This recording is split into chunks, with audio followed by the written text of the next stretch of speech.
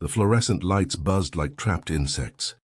Maya Chen sat perfectly still, hands cuffed behind her back, the metal biting into her wrists with each shallow breath. The interrogation room smelled of stale coffee and institutional disinfectant. Detective Morrison circled the table slowly, his shoes squeaking against linoleum. He was mid-40s, thick neck, the kind of swagger that came from years of unchallenged authority. His partner leaned against the wall, arms crossed, watching. Morrison stopped. He picked up Maya's black leather wallet from the table, turning it over in his hands like evidence at trial. The overhead light caught the gold emblem inside. Central Intelligence Agency. He read it aloud, each word dripping with mockery. Special Activities Division. The room erupted. Morrison's partner snorted. Two uniformed officers by the door exchanged grins. One whispered something that made the other laugh. Maya didn't move. Her emerald green blouse was wrinkled now, one button torn during the arrest. Her dark eyes remained fixed on the two-way mirror across from her. Morrison leaned down until his face was inches from hers. "You think we're stupid? I think you should make the call." Her voice was steady. No tremor, no plea. He threw the wallet back onto the table. "The CIA right, and I'm the president." More laughter. Maya's jaw tightened almost imperceptibly. She'd been in hostile interrogations before. Kandahar, Damascus. Rooms where the stakes were life or death. But something about this felt different. More humiliating. These were supposed to be her people. Morrison straightened, rolling his shoulders. "Let me tell you what I think happened." Maya closed her eyes briefly. They weren't going to listen. She'd known it the moment they'd shoved her into the patrol car. Known it when they ignored her calm explanations. Known it when Morrison had looked at her face and decided everything he needed to know. "Make the call," she repeated quietly. Morrison's smile widened. "We've got all night, sweetheart." 36 hours earlier, Maya had moved through Reagan National Airport like smoke through air, invisible. The crowd flowed around her without noticing. She wore a royal blue jacket over a white shirt, headphones in, carry-on wheeling behind her. But her eyes never stopped moving. Exit routes, security positions, the businessman sweating despite the air conditioning. The unattended bag near gate C-17. She catalogued everything automatically, a reflex trained over 5 years of field operations. The flight from Istanbul had been long. 17 hours with 2 connections, her third country in 4 days. The operation had gone clean. Extraction successful, asset relocated, no casualties. She'd filed her report mid-flight using encrypted satellite link. Now she just wanted her apartment and 12 hours of sleep. Customs waved her through. Her passport showed a consulting job for an energy company. Boring, forgettable. Exactly the point. Outside, Washington's September humidity hit like a wall. Maya pulled off her jacket, draping it over her arm as she waited for the shuttle to long-term parking. A family argued nearby. A businessman shouted into his phone. Normal life, the kind Maya protected, but could never fully inhabit. Her apartment in Arlington was 20 minutes away. 3rd floor, corner unit, strategically chosen for sightlines and exits. Inside, the space was sparse. IKEA furniture. No photographs on the walls except one, a framed letter from the Department of Defense. Condolence notification for Master Sergeant David Chen, killed in action. Helmand Province. Maya set her bag down and touched the frame gently. Made it back, Dad. The letter was 8 years old. The ink had faded slightly, but his words from before deployment, scrawled on the back in permanent marker, remained sharp. Stay calm. Trust your training. Come home. She'd done 2 out of 3. Home for her was always temporary. Maya showered, changed into jeans and a cream-colored sweater, and checked her secure phone. One message from her handler. Debrief Tuesday 0900, good work. She had 48 hours off, rare, maybe she'd actually sleep. Maybe she'd go for a run. Maybe she'd do what she always did, sit in her empty apartment and pretend that solitude was a choice rather than a requirement. She grabbed her regular phone and wallet. Coffee. She needed coffee. The place downtown had decent espresso and wouldn't be crowded on a Sunday afternoon. Maya locked the door behind her and headed out into the mild September day, unaware that in 18 minutes her entire cover would unravel in front of 24 witnesses and 4 phone cameras. The cafe was half full. Maya ordered a double espresso and found a corner table with her back to the wall. Old habits. She pulled out her personal phone, no classified access, just news apps and email, and scrolled absently. The espresso was good, strong. She felt her shoulders finally beginning to relax. Then the door crashed open. Maya's head snapped up. A man in a black ski mask burst through, gun raised. "Everybody down, now!" Customers screamed. Chairs toppled. A woman dropped her latte. The barista's hands shot up, trembling. The gunman moved quickly toward the register, barrel sweeping the room. "Cash, all of it!" Maya was already moving. Not toward the exit, toward the threat. Her body shifted into operational mode automatically. 3 seconds to close distance. His stance was wrong. Amateur grip. Weapon looked real, but his hands shook. She came up fast from his blind side.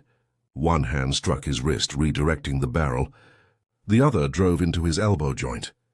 The gun clattered to the floor. She swept his legs, putting him face down on tile in less than 2 seconds. Someone screamed. Phones were out recording. Maya had his arm locked behind his back, knee pressed into his spine. "Don't move." The ski mask had pulled askew, young, maybe 19. Terrified now. Then the door burst open again. "Police, nobody move." Officer Daniels entered first, weapon drawn, eyes wild with adrenaline. He saw Maya, black woman, civilian clothes, on top of a suspect, and his brain made a snap judgment. Hands up. "Get off him now." Maya's hands went up immediately. "I'm not," I said, "now." She rolled off the suspect slowly, hands visible. "He's the robber." I stopped him. "My ID is in my back pocket. Shut up." "On your knees," Maya knelt. Her heart rate stayed controlled. She'd been at gunpoint before. Stay calm. "Don't escalate." Daniels grabbed her arms roughly, wrenching them behind her back. Steel cuffs clicked tight. Too tight. Pain flared in her wrists. "I'm a federal officer," Maya said evenly. "Central Intelligence Agency. My credentials are in my wallet." "Back right pocket," Daniels laughed. Actually laughed. He pulled out her wallet, flipped it open. The CIA badge gleamed under the cafe lights. "Sure you are." He showed it to his partner, who'd secured the actual gunman. "Look at this, CIA, what do you think?" The partner grinned. "I think someone bought a fake ID online." Around them, customers began murmuring. Someone was still filming. Maya saw the phones, saw her face being captured, saw her cover dissolving in real time. "Make a phone call," Maya said quietly. "The number's in my phone. Confirm my identity. We'll sort it out at the station." Daniels hauled her to her feet. The cuffs bit deeper. As they walked her out, Maya caught sight of the cafe owner behind the counter. The woman's expression was conflicted, grateful but uncertain. No one spoke up for Maya. No one questioned the arrest. The patrol car waited outside. Daniels pushed her head down unnecessarily hard as she climbed into the back seat. Through the window, Maya watched the crowd watching her. Some looked confused. Some looked satisfied. No one looked like they believed her. The door slammed shut.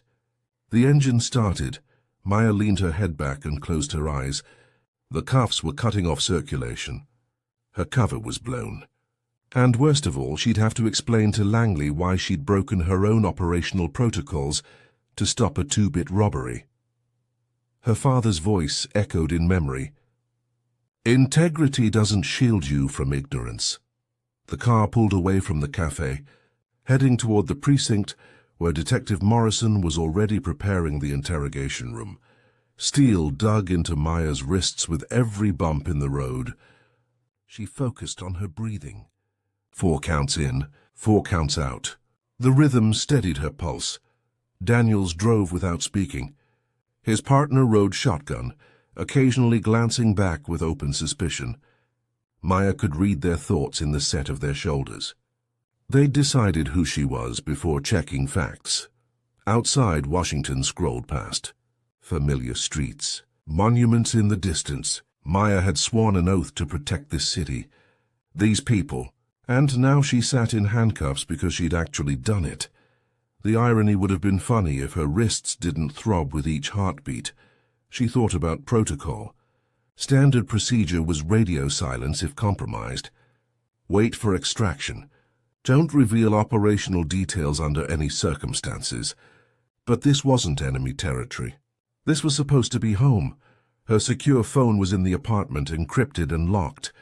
Her personal phone, confiscated, held one number that mattered. Her handler, Marcus. Call him and this would end in minutes. But Daniels had pocketed all her belongings. She was cut off. The patrol car turned into the precinct parking lot. Maya had driven past this building 100 times. She'd never expected to see it from the back of a squad car.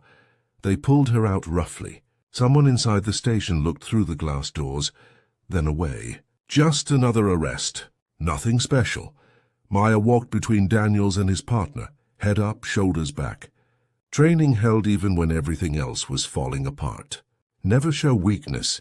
Never let them see fear. Morrison was waiting in the booking area. He looked her up and down with the kind of casual assessment that made Maya's skin crawl. This the CIA agent? Daniels smirked. That's what she claims. Morrison picked up her wallet from the desk, examining the badge. Impressive fake. Maya met his eyes. It's not fake. Make one phone call and you'll confirm it. We'll get to that. Morrison gestured toward the hallway. First, let's have a chat. The interrogation room was exactly what she expected. Grey walls, metal table, 2 chairs, camera in the corner. The fluorescent lights had that particular frequency that induced headaches after extended exposure. Morrison shoved her into the chair. The cuffs remained on, hands behind her back. The position was deliberately uncomfortable. Designed to break down resistance, Maya had been trained to resist torture. This was just amateur-hour intimidation, but something about it stung worse than enemy interrogation ever had. This was betrayal of a different kind. Morrison sat across from her, spreading her belongings on the table. Wallet, phone, keys, the small items that made up her civilian cover identity.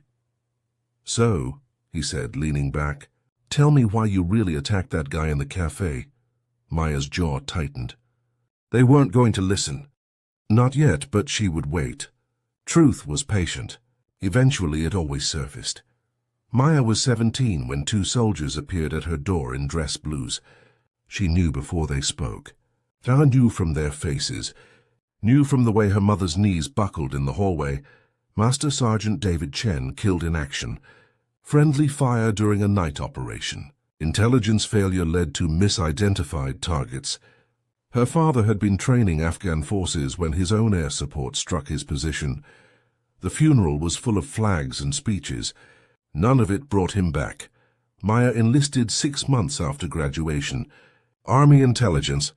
If bad information killed her father, she'd make sure it didn't kill anyone else. She learned Pashto, Farsi, Arabic, studied satellite imagery, until she could identify weapons caches from shadows and tire tracks. She was good, really good. The CIA noticed during a joint operation in Iraq. How'd you like to do this without the uniform? The recruiter had been smooth, professional, honest about the costs. You'll serve your country, but nobody will know. No parades, no recognition, just the work. Maya had looked at her father's posthumous bronze star on her dresser. The medal felt hollow. She wanted impact, not decoration. When do I start? 5 years later, she'd operated in 17 countries under 12 different identities. She'd prevented 2 terrorist attacks, extracted 3 high-value assets, disrupted a weapons smuggling network that would have armed insurgents for a decade. Her personnel file was sealed. Her awards classified. Her existence officially was a boring consultant job that nobody ever asked about, but she'd saved lives. That counted for something. Her father had taught her to stay calm under pressure. When everyone's panicking, the person who keeps their head wins. She'd internalized that lesson in ranger training, in firefights, in moments when death was immediate and certain.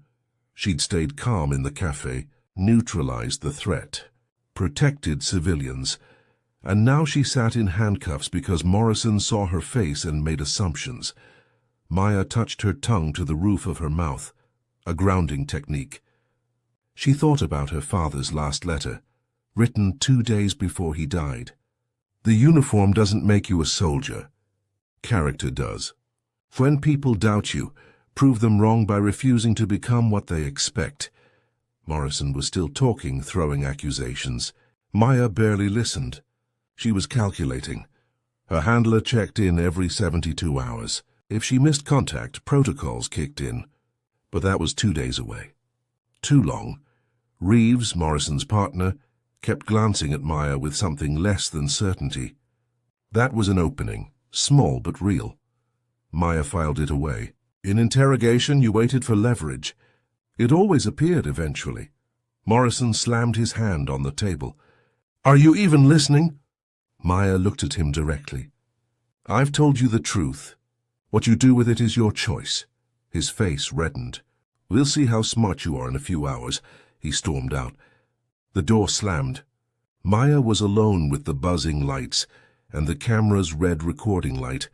She thought of her father, of the lessons he'd taught, of the flag they'd handed her mother, folded in a triangle, service without recognition, sacrifice without applause. This was just another test. She'd passed harder ones. 3 hours bled into 4.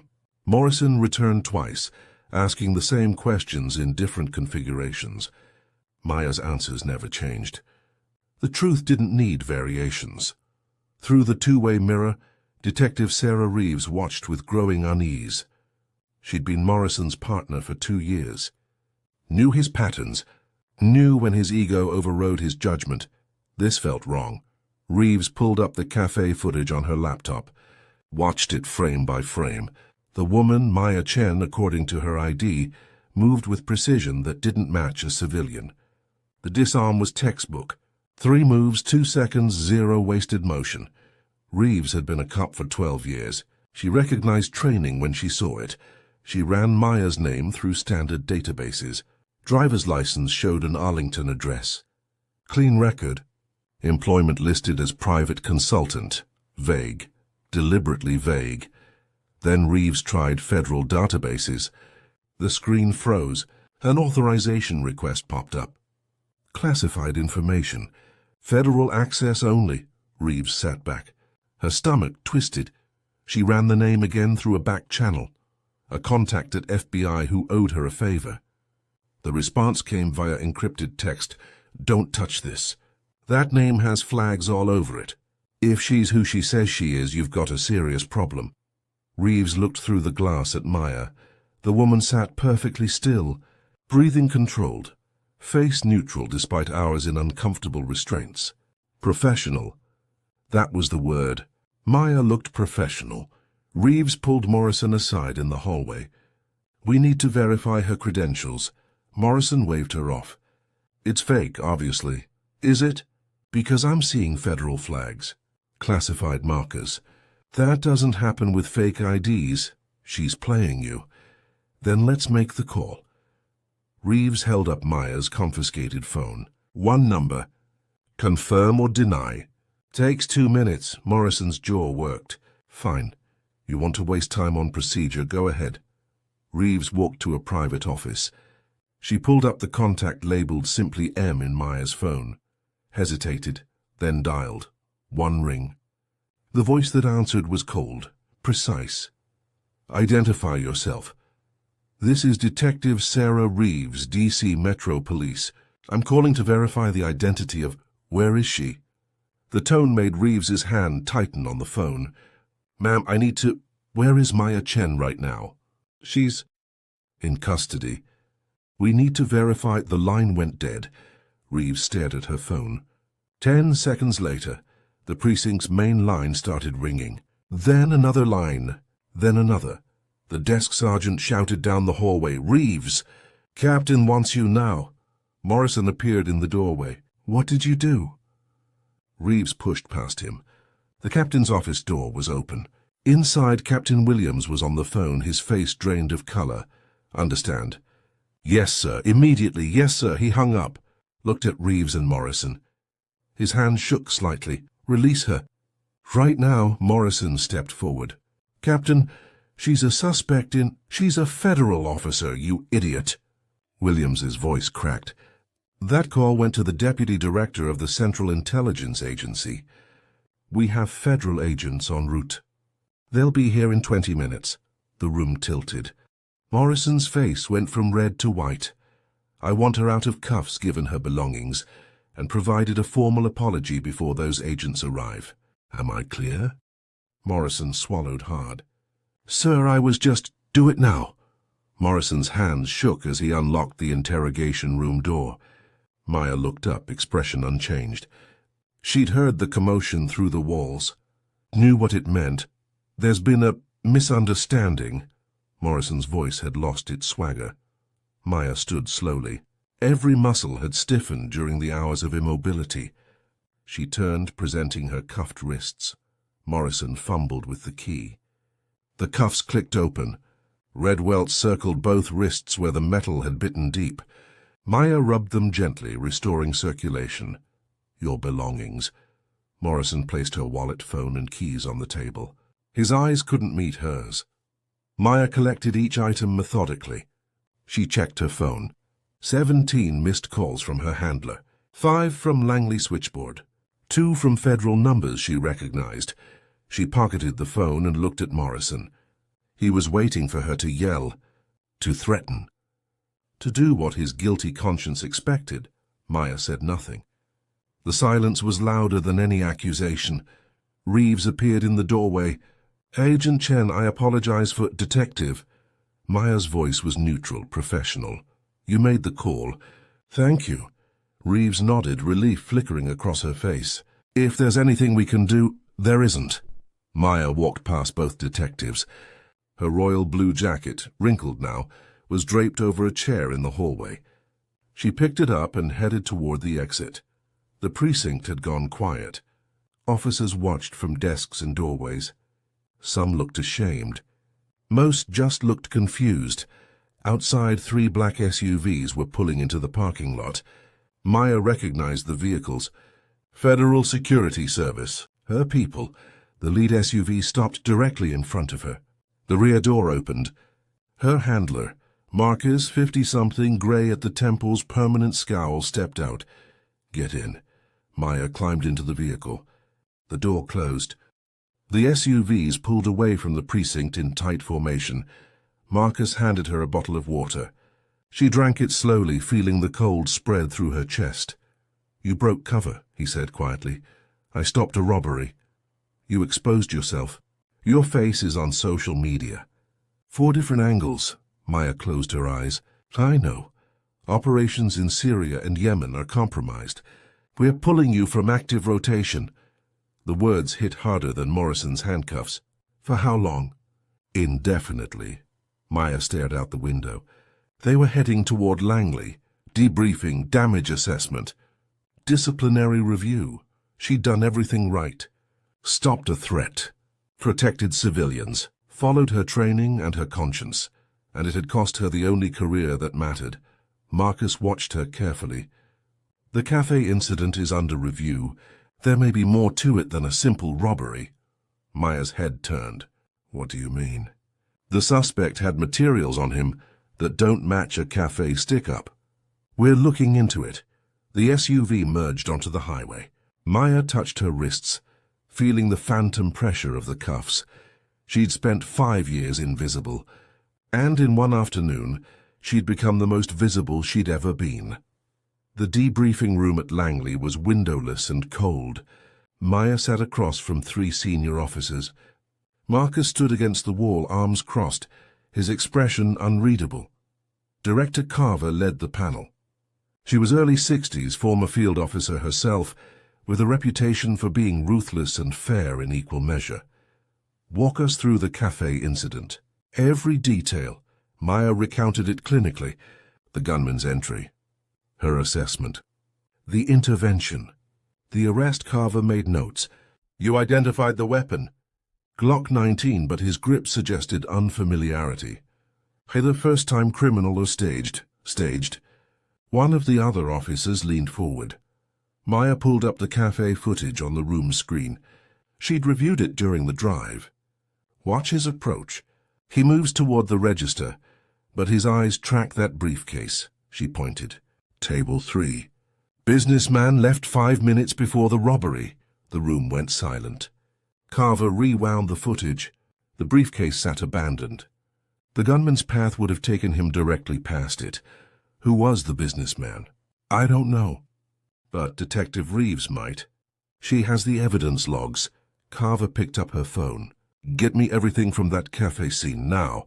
Marcus pushed off the wall. If this wasn't a robbery, then Agent Chen interrupted an operation, Carver finished. But whose?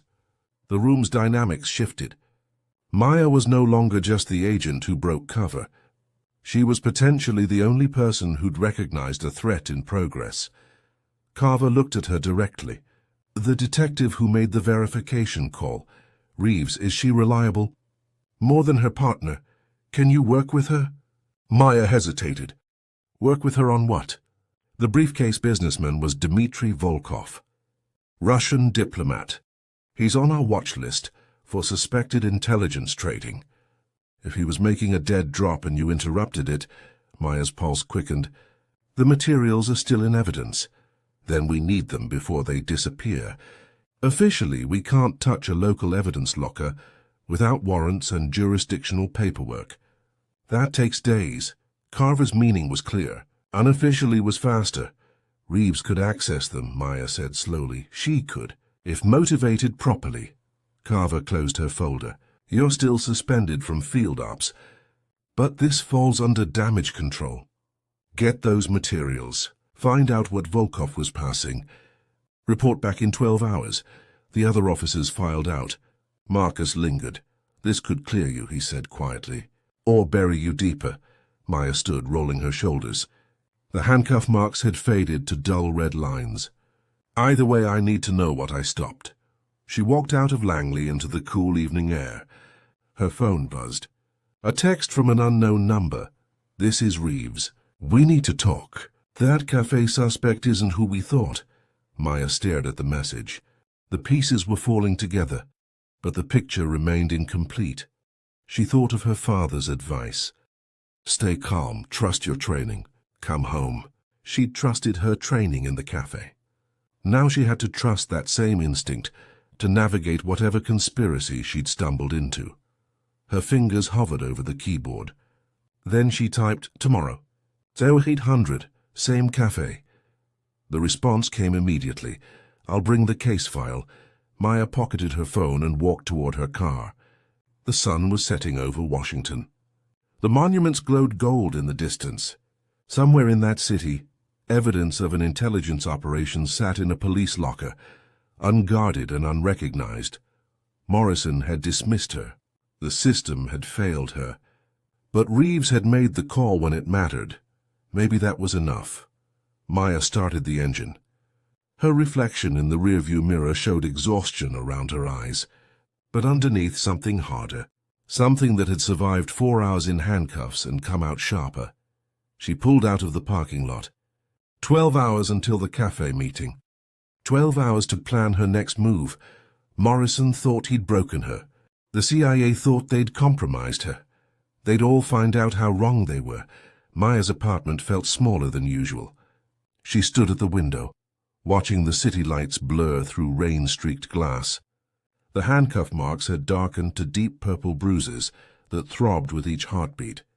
Her phone sat silent on the counter. No calls from operations. No deployment briefs. Just the hollow absence of purpose that came with suspension. She'd spent 5 years building her cover identity, 5 years of aliases and lies and manufactured backgrounds. All of it erased in a single afternoon, because she'd chosen to act when training said to walk away. The cafe footage had already spread online. Mystery woman stops armed robbery, trending on local news feeds. Her face captured from 4 angles. Facial recognition software would be running her image through databases worldwide. Hostile intelligence services would be flagging her. Operations she'd never touch would still be compromised by her exposure. Maya touched the framed letter from the army. Her father smiled in the photograph beside it.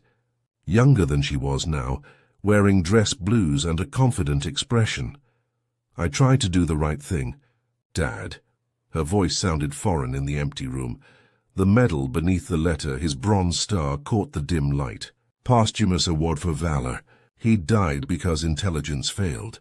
She'd joined the agency to prevent that failure.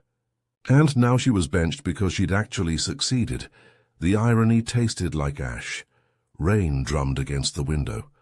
Maya pressed her forehead to the cool glass. Somewhere in this city, evidence of a Russian intelligence operation sat unrecognized in a police locker.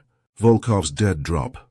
Whatever he'd been passing, weapon specs, defense contracts, agent identities, it was still out there, and she was the only one who'd seen it happen. Her phone buzzed. Marcus. Carver wants updates every 4 hours. Don't make me regret vouching for you, Maya typed back. Understood. She looked at her reflection in the darkened window. Exhaustion shadowed her eyes. The bruises on her wrists looked like accusatory fingerprints. Morrison's voice echoed in memory. Sure you are. The system had failed her. But her father had taught her something Morrison would never understand. Integrity wasn't about recognition. It was about doing what mattered when no one was watching. Maya pulled on her jacket. Sleep could wait. She had 12 hours to solve this, before Carver pulled her off the case entirely. The rain intensified as she headed for the door. One meeting with Reeves. One chance to prove that stopping that robbery had mattered. One chance to prove she still deserved the badge Morrison had thrown back in her face. The cafe reopened at 6 a.m. Maya arrived early, choosing the same corner table. The bullet scar in the floor tiles had been patched but remained visible. Evidence tape still marked the doorway. She ordered black coffee and waited. Reeves arrived at exactly 800 hours. She carried a manila folder and looked like she hadn't slept. Dark circles shadowed her eyes. Her hand trembled slightly as she set down her own coffee. I reviewed everything. Reeves opened the folder. Your instinct was right. This wasn't a robbery. Maya leaned forward. Show me. Reeves spread photographs across the table. The gunman's possessions: cheap ski mask, unloaded Glock, and a phone with a single contact. The gun had no ammunition. It was never meant to be used. A distraction, Maya said. Exactly.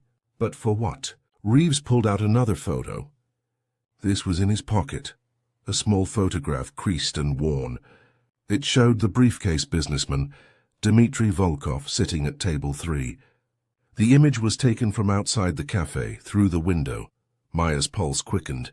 He was targeting Volkov's drop, or retrieving it. Reeves flipped to evidence logs. The briefcase is still in our locker. Nobody's claimed it.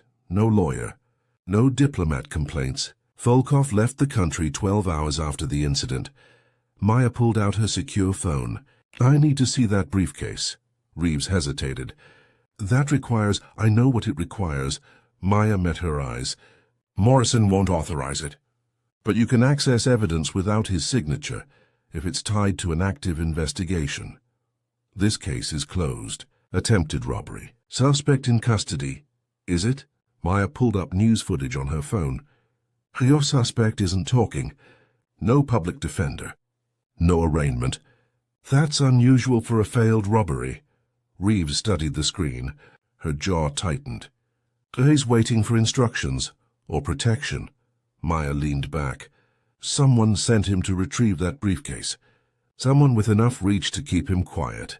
If we can see what's in it, we'll know who he's working for. Reeves closed the folder. Evidence locker access requires biometric clearance. I can get us in, but if Morrison finds out, then we'd better find something worth the risk. Reeves looked at Maya for a long moment. You could have destroyed our careers yesterday. The federal agents, the calls from Washington, you could have filed complaints, sued the department, made us all look like fools, and that's not why I serve. Then why do you? Maya thought of her father, of the letter, of the 5 years she'd spent invisible. Because someone has to. Reeves nodded slowly. She stood, gathering the files. Lockers in the basement. Shift change is at 0900. We've got a 20-minute window. Maya stood as well. Then let's not waste it. Outside, the rain had stopped. The morning sun broke through clouds, casting long shadows across wet pavement. Maya followed Reeves to her unmarked sedan. As they pulled into traffic, Maya checked her phone. One message from Marcus. 4 hours until check-in. Make it count, she typed back. On it? The precinct was 10 minutes away. 10 minutes to prepare for whatever Morrison would do when he discovered their access breach. 10 minutes before everything either came together or fell apart completely. Reeves glanced over. Your handler. Will he back you if this goes wrong? Maya watched the city scroll past. Depends on what we find, and if we find nothing, then I'll take the fall. Maya met Reeves's eyes. You made the call yesterday when it mattered. That protected your career. This is on me. Reeves's grip tightened on the wheel. We do this together. Oh, not at all. The precinct appeared ahead, grey concrete and institutional efficiency.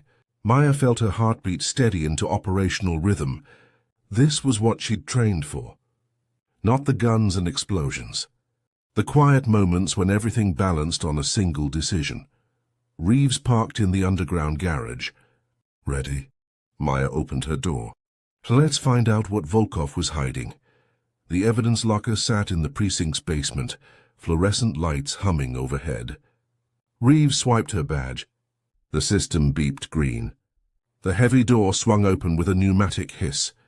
Inside, metal shelves stretched in neat rows. Evidence bags hung tagged and dated. The smell of musty cardboard and institutional cleaning solution filled the air. Row 7. Reeves led Maya deeper into the locker. Case number 4782, cafe incident. They found it on a middle shelf. One black leather briefcase, professionally worn. Combination lock still engaged. The evidence tag showed it had been logged, but never examined beyond initial processing. Maya pulled on latex gloves. Get photos. Document everything. Reeves positioned her phone, recording.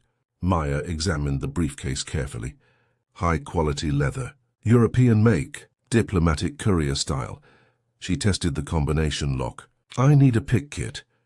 Reeves pulled a small set of tools from her jacket. Don't ask. Maya worked the lock methodically. 2 minutes later, it clicked open. She lifted the lid slowly. Inside, a single manila envelope rested against silk lining. No papers, no weapons. Just one sealed envelope with a wax stamp showing a double-headed eagle. Russian, Reeves whispered. Maya photographed the seal, then carefully broke it. Inside were 3 items: a USB drive, a folded document in Cyrillic, and a single photograph. The photograph made Maya's blood run cold.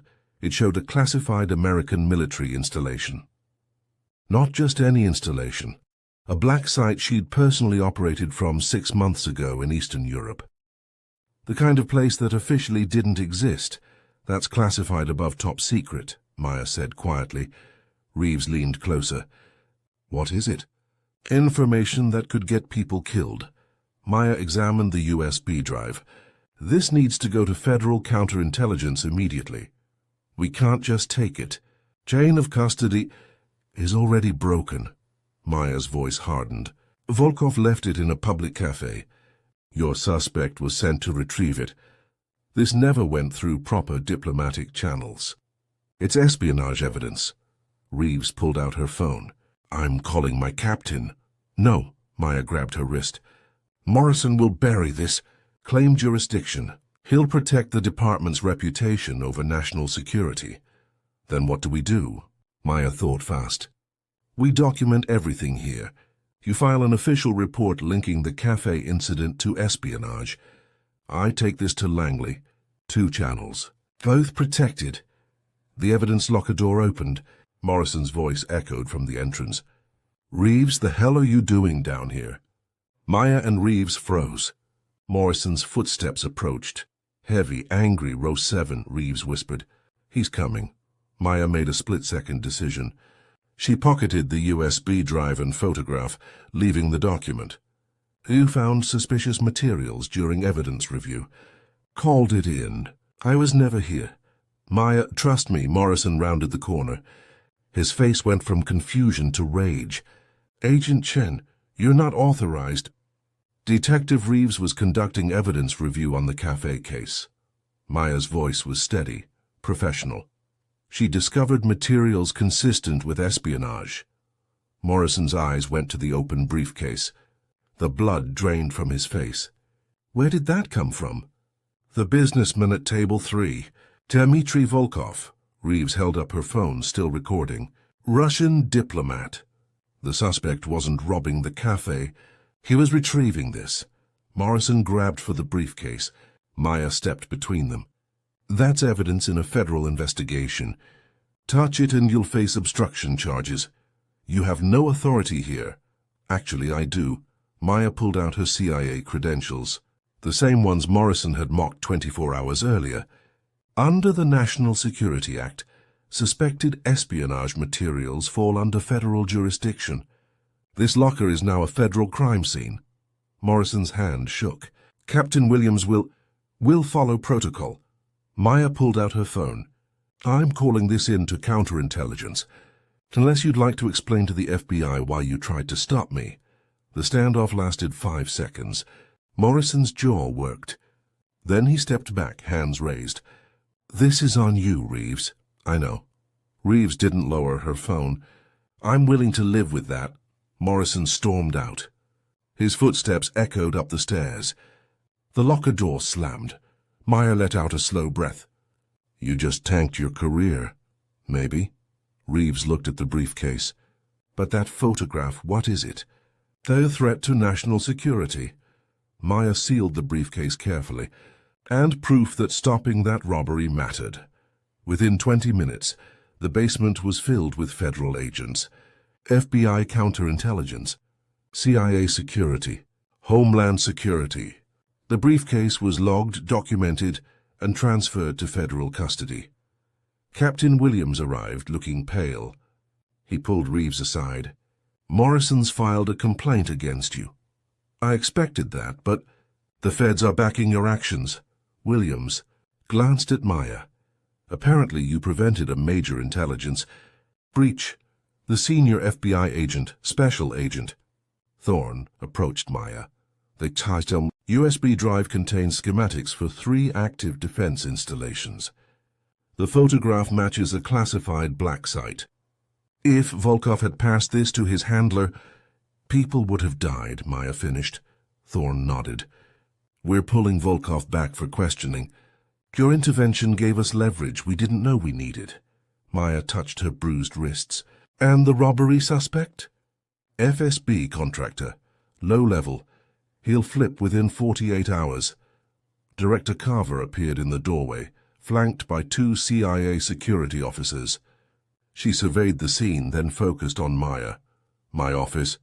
1 hour, Maya nodded. Carver left without another word. Reeves approached slowly. Will you be okay? I don't know. Maya looked around the evidence locker. 24 hours ago she'd sat in handcuffs in this building. Now federal agents were dismantling a Russian intelligence operation. But at least we know what we stopped. Reeves extended her hand. Thank you for trusting me. Maya shook it. Thank you for making the call. As the federal agents processed the scene, Maya slipped out through the basement exit. The morning sun was bright now. Warm, the city looked different than it had 12 hours ago. She'd been suspended, exposed, handcuffed and dismissed. But she'd also been. Right, Langley's conference room was silent. Director Carver sat at the head of the table, reviewing reports. Marcus stood behind her, arms crossed. Maya waited, hands folded, bruises visible on her wrists. Finally, Carver looked up. Special Agent Thorne confirms the intelligence you recovered would have compromised 3 active operations and 17 embedded assets. Volkov's network is being rolled up as we speak. Maya said nothing, waiting. Your suspension is lifted. Carver closed the folder. With commendation for preventing a major security breach. Relief flooded through Maya. She kept her expression neutral. And my cover. Compromised but manageable. We're creating a new legend. Corporate security consultant who moonlights for federal agencies. It'll explain your presence at the cafe and your skill set. Should hold up to scrutiny. Marcus stepped forward. You'll be back in rotation within 6 weeks. Different region, different operations. But active. Maya felt something loosen in her chest. 5 years of work hadn't been destroyed. Just redirected. There's one more thing. Carver pulled up video on the conference screen. Detective Reeves filed an official report. She testified that you showed exceptional judgment and professionalism throughout. She's been promoted to head a new liaison unit between Metro PD and federal agencies.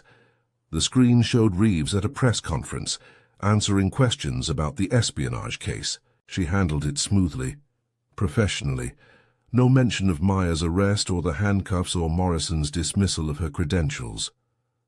Morrison? Maya asked quietly, demoted. Desk duty pending investigation. Carver's expression was neutral. His pattern of biased policing is under review. You weren't the first person he misjudged. Maya thought about Morrison's smirk. His mockery. The casual cruelty of dismissing her credentials without investigation. Part of her wanted satisfaction. Revenge, but mostly she just felt tired. He'll learn, Marcus said. Or he won't. Either way, he's not your problem anymore. Maya stood. Is that all? Carver handed her a file. New assignment brief, read it. We'll discuss deployment next week. Maya took the file. As she turned to leave, Carver spoke again. Agent Chen, your instinct in that cafe was correct. Many officers would have walked away. You didn't, that matters. Maya met her eyes. Even though it compromised my cover? Especially because it compromised your cover. The work we do is important, but it's not more important than the people we're sworn to protect. Carver's expression softened almost imperceptibly. Your father would be proud. Maya's throat tightened. She nodded once, then left the conference room. Outside, the Virginia sunshine felt warm on her face. She walked to her car slowly, processing the last 48 hours. Arrest, interrogation, suspension, redemption. Her phone buzzed. A text from Reeves. Coffee sometime? Would like to hear your stories. The ones you're allowed to tell. Maya smiled. She typed back, I'd like that. She drove to Arlington National Cemetery. Her father's grave was in Section 60, where recent casualties rested beneath white marble. She knelt beside the headstone, placing her hand on the sun-warmed stone. I stayed calm, Dad, just like you taught me. She pulled the commendation letter from her pocket. And I came home. The cemetery was quiet except for wind through trees. Maya sat for a long moment, remembering her father's smile, his lessons, his belief that service meant sacrifice without recognition. She understood now. Really understood. The handcuff scars on her wrists would fade. The memories wouldn't. But neither would the knowledge that she'd done what mattered when it counted most. Maya stood slowly. She walked back to her car, carrying her father's voice in her memory and his lessons in her heart. The new assignment file sat on the passenger seat. She'd read it tonight. Tomorrow she'd start preparing for her next operation, but for now she just drove through the city she'd sworn to protect. The monuments gleamed in the distance. The streets were filled with people who would never know her name, and that was exactly how it should be. 3 weeks later, Maya walked through the same downtown area where everything had changed. The cafe had returned to normal. Different customers, same coffee, no evidence of the chaos that had erupted inside. She ordered her usual double espresso and found a different table this time. Not hiding, just existing in the space between visibility and invisibility that defined her life. A mother struggled with a stroller near the door. Maya stood automatically, holding it open. The woman smiled gratefully. "Thank you." Of course, such a small moment, insignificant, but it reminded Maya why the work mattered. Not the headlines or commendations or classified operations that shaped global politics.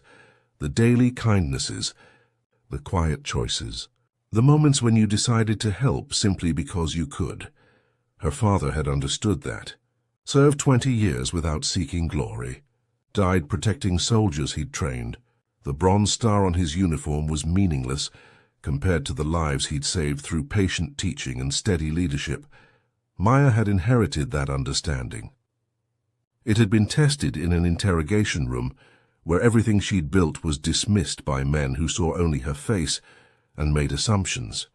But truth didn't need validation from those who refused to see it. Truth simply existed, patient and inevitable, until the moment it could no longer be ignored. Morrison had learned that. The hard way. Maya's new assignment started next week. Different country, different cover, same mission. Protect people who would never know her name. She finished her espresso and stood. Outside, the city moved around her in familiar patterns. Commuters rushing to work. Students arguing over coffee. Life continuing because people like Maya worked in shadows to keep it safe. Her phone buzzed. "Marcus, final briefing tomorrow. Say 800, don't be late." Maya typed back, "Copy that." She walked toward the metro station, blending into the crowd. Just another woman in a royal blue jacket. Nobody special. Nobody worth noticing. And that was exactly how she preferred it. Because the truest form of service wasn't recognition or applause. It was the quiet certainty that when crisis came, you would do what mattered regardless of personal cost. Maya had proven that in a cafe, in handcuffs, in a basement evidence locker. She'd proven it to Morrison, who dismissed her. To Carver, who doubted her. To herself, the work would continue. Operations would run. Threats would emerge and be neutralized, and Maya would be there, unseen but essential, protecting the light by learning to live in shadow. Her father's final words echoed across years and distance. Stay calm. Trust your training. Come home? She'd done all three, and in doing so, had finally understood what service really meant. Not the uniform or the badge or the classified clearance, but the choice to stand firm when tested, to act with integrity when dismissed, to serve without needing anyone to notice. Some battles are won not by fighting back, but by standing firm until the world catches up to what you've always known.